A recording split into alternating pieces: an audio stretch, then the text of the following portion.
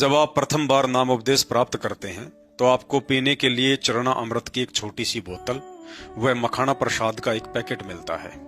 परंतु साध संगत से जुड़े हुए भाई बहनों को छोड़कर आज भी संत रामपाल जी भगवान की 90% संगत को इस बात की सही जानकारी नहीं है कि चरणा अमृत व प्रसाद कब और कैसे ग्रहण करना होता है।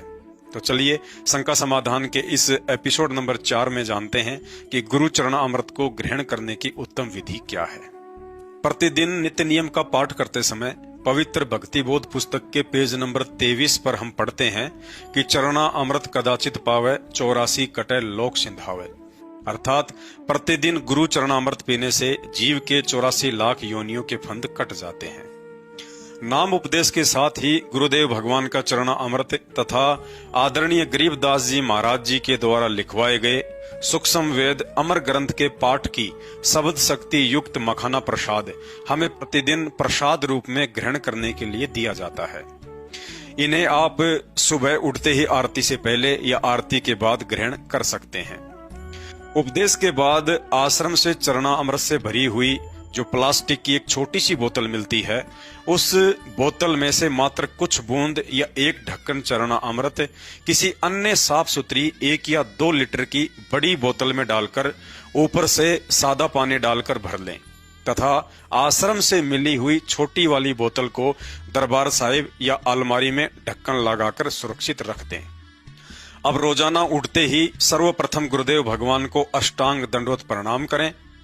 उसके बाद एक छोटा कप या गिलास लेकर चरणा अमृत की बड़ी वाली बोतल में से उसे आधा भर लें।